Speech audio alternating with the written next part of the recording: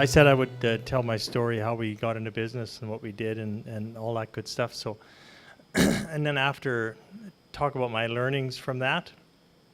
And hopefully you guys have some questions after that. Hopefully it won't bore you too much. So anyway, my business life started in '73, in the fall of '73, around my birthday, when my brother approached me and asked if I wanted to partner with him in buying a local freight company. He worked for a competitive trucking firm, and he said he knew what we needed to do to be successful.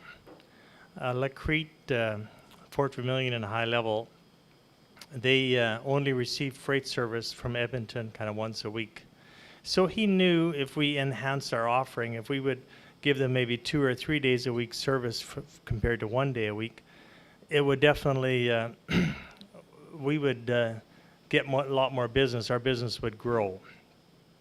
Page 2, he said that basically the customers would be oil and gas or farming or forestry business, and if we could expand our offering to serve these customers with more product offerings, and that would also help. So and also he said he had an investor lined up, my father, who would co-sign for us so we could be in business. So I like that idea because my dad was a pretty secure dude.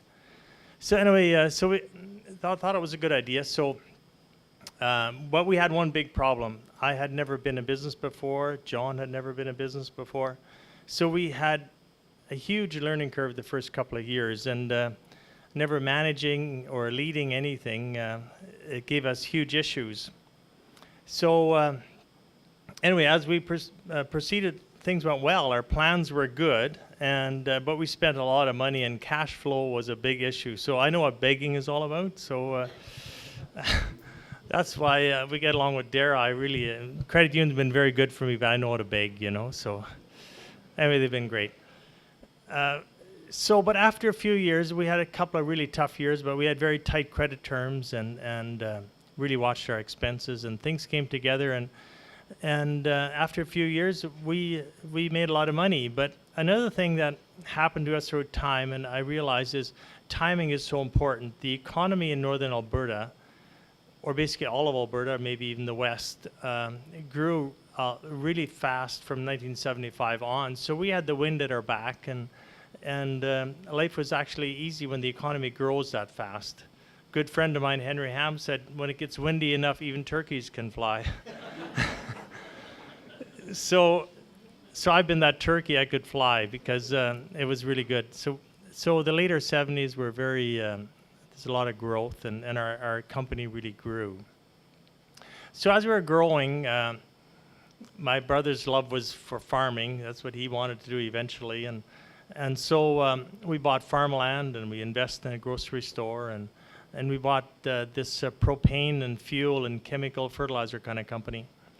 So we had that for a number of years and all this other stuff. When my brother came to me and said, you know, I'd like to split up the company. I'd like to take the farm. You can have the business. I'm just really not into that. So we did that. And you know, that was the best thing that ever happened. When the business was mine to either destroy or build, I realized the heat is on, and I really like that. I'm a people person. I love to get to know people. Whoever knows me well knows I have a lot of questions, and I would really get to know customers, and I would understand their needs, and we would live into their needs, and we would supply and like to grow with our customers. So that did us really well, and we just kept on focusing, growing, and whatever. But by the time, kind of like Dara said, in '86, we kind of got cool feet about things, and because we kind of needed bigger fish to fry or whatever, so we moved to Grande Prairie. We could take on a business over here with a fuel and fertilizer chemical. So we opened another branch here, and we moved to Grande Prairie.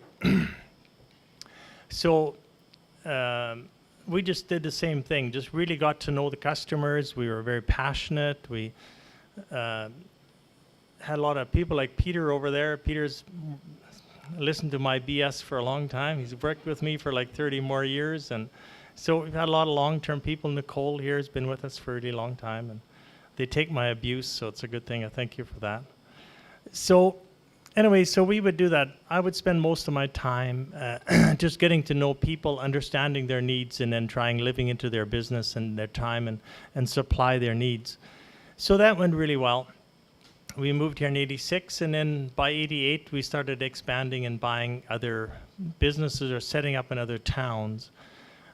Most of the oil and gas business, the service industries, they really push to deal with less suppliers, and they would kind of almost force us to, or really, if we wanted to get all their business, then we'd have to be in a bigger circle. So we would set up basically in northern Alberta, northern BC, which is predominantly the area that the international companies have a focus on and call one area. So we would just one by one, either if we could buy out a competitor was the best, because then we would have a book of business or a group of customers with relationships that we could kind of put our stamp on. If we could put our method of business, the way we had done business from, just the whole business process, we found that it worked well. So in some cases we could buy out a competitor in a different town, and in other cases we would kind of start from scratch. But we would never start unless some company said, we'll give you all our business if you set up in Lloydminster, or you set up in Conklin or Fort McKay or wherever it was, Fort St. John or Drayton Valley, whatever. And so we would then set up, so we had something to start from. It's so important to have some customers to start from. So that went really well for us. So we just kind of, like Dara said, kept growing the business until 2006. End of 2006, we agreed to sell to Parkland Industries. And they're an awesome company, and they treated us well, and it went well for us. I'm not sure what I've all missed, but anyway. Looking back, I would say what's relevant is, if I look back and say, why were we successful? I would say we were successful because we were really passionate about the business. We got to know our customer. We had a good relationship with the customers.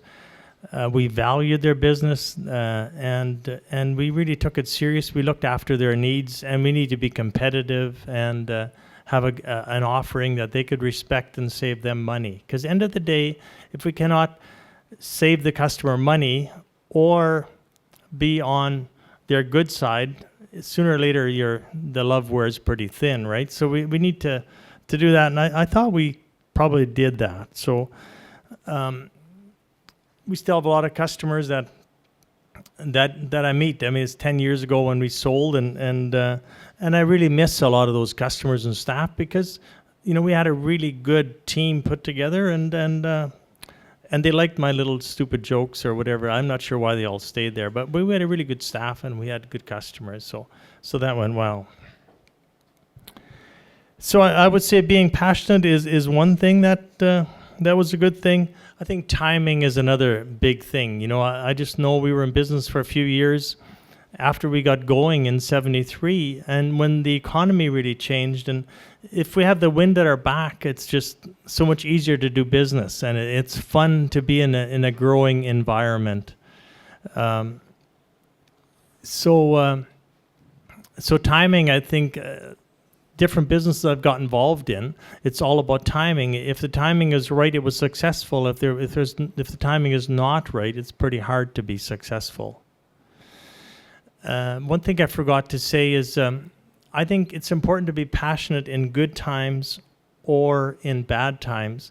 Like in tough times like we have now, when the oil price is where it is, and everybody wants to cut costs, and the amount of work is less. There's just too much equipment, there's too many people, there's too much real estate. So how do you survive? You have to learn to be really, really innovative, and you have to focus. And I think it really helps if you don't sleep at night. You get to be really innovative. Anyway, and it's also important to be passionate when the boom is on. When the wind is at your back and everything goes, it's important to be passionate and greedy then. Otherwise, the world blows by. Gerwin over here would know all about that. So I think it's always important to be passionate. No matter good times or bad times, we need to be involved in our business. Another thing I think that's important in business, what I would say is we need to have some key measurements. We need to really understand our costs. We need to really understand our customers. We need to understand our products. We need to measure and understand the risk. And I think we've been successful, a lot of reasons for that, to try and have the big picture, which is made up of all the little pictures within the big picture. And I think to always know, should something happen, how are we going to work our way through it? I think it's important to not hide our head in the sand. We need to understand that. I a lot of times think that the biggest lies I tell is the lies I tell myself. If I think, oh, things are all right when they're not all right. You know, we need to a lot of times just regroup and think about it and say, hey, what are we going to do? How are we going to advance? What is right to do and what's reality? Because times change, right?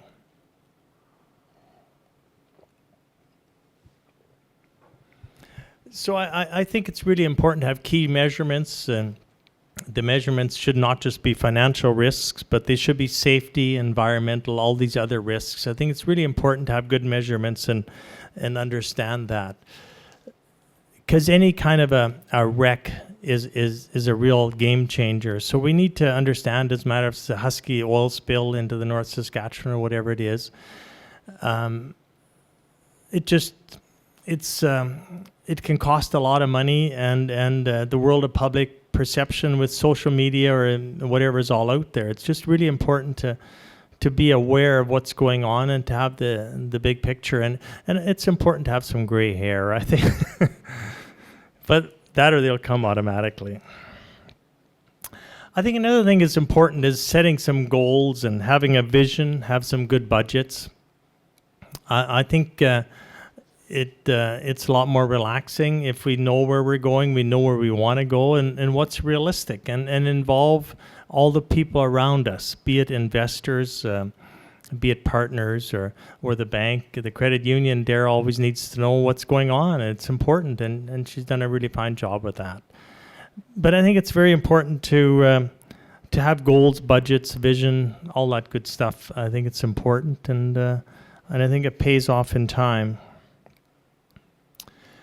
Also, I'd like to talk a little bit about investors, partners, bankers, all that stuff. I mean, we need to just really understand, to be fair to them as an investor, as a partner, or as a banker, whatever we have, that they need to understand our plans, and it's nice to have a second look at stuff. If we have ideas, and Nicole always would have lots of questions about my ideas, but it's important to have other people look at things, that we get a second opinion or a third or a fourth opinion, and not move too quick. I'm a type A personality, and I like to get things done, so I'm not much of a procrastinator. So anyway, I do think a lot of times just to slow down and have a second look is not that bad an idea, you know? So that, I think, in time is also a good one. I've talked something about timing. I think timing has probably been the biggest reason for success. I'm trying to figure out if I've had more successes or more failures. I know Donald Trump has had more successes than failures, but I'm not sure where I'm at. But anyway, I think it's just timing is a very important part of business.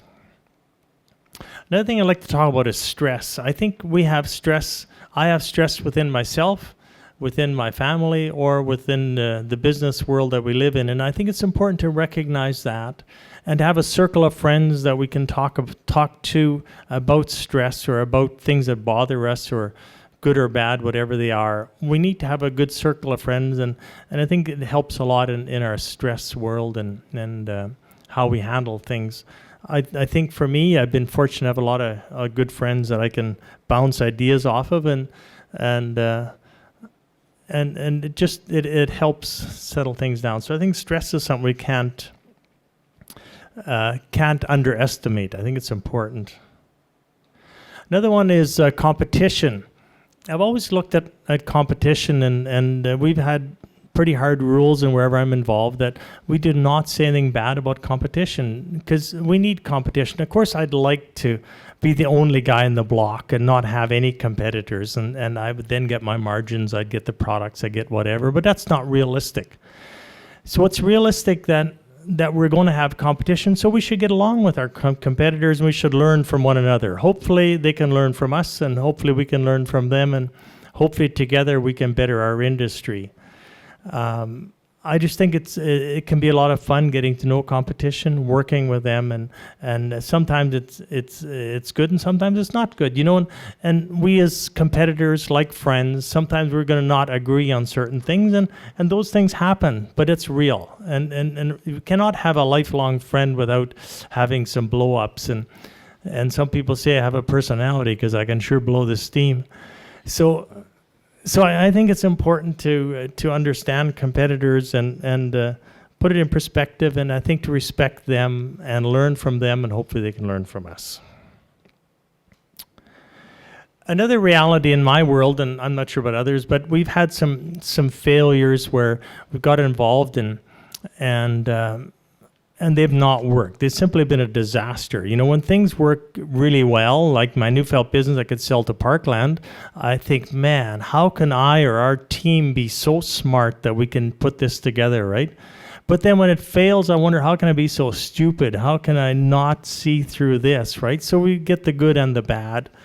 And I can just tell you about back when we had the Olympics in Canada last time in Vancouver, the 2010 Olympics, there was a prediction that we'd be really short on hotel rooms, and I listened to a few friends of mine and became an investor in renting a cruise ship, and we're going to rent all these rooms.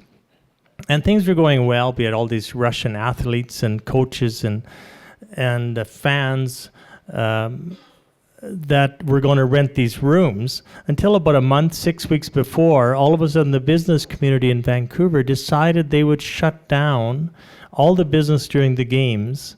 And with that, Vancouver is a huge marketplace and a lot of corporate travel. So when they shut that all down, instantly from becoming a shortage of rooms, there was a surplus of rooms, and rooms went from being twice the price to half the price because there was a real surplus of rooms. So then our cruise ship idea was a disaster. So we canceled the ship, and guess what? We're caught holding the bag. So it's not that much fun. And so those are things like a one-trick pony is not a good thing to invest in. But it's real life, and it's a learning curve. But somehow I enjoy it more if it happens to somebody else. Anyway, in summary, I would say that I really, really enjoyed my business life as much as my family life. I got an awesome family and an awesome business experience, and I wouldn't trade it for anything. I think it's worth a lot, and realize that the business it needs people, it needs an economy, it needs a market, it needs money. That's where we love the credit union. They always have lots of money. But reality is it takes a lot of moving parts to make it work, right? And so I would say our business life has been a success. I enjoy it. I tell other people I enjoy it, and I do. It's been really good.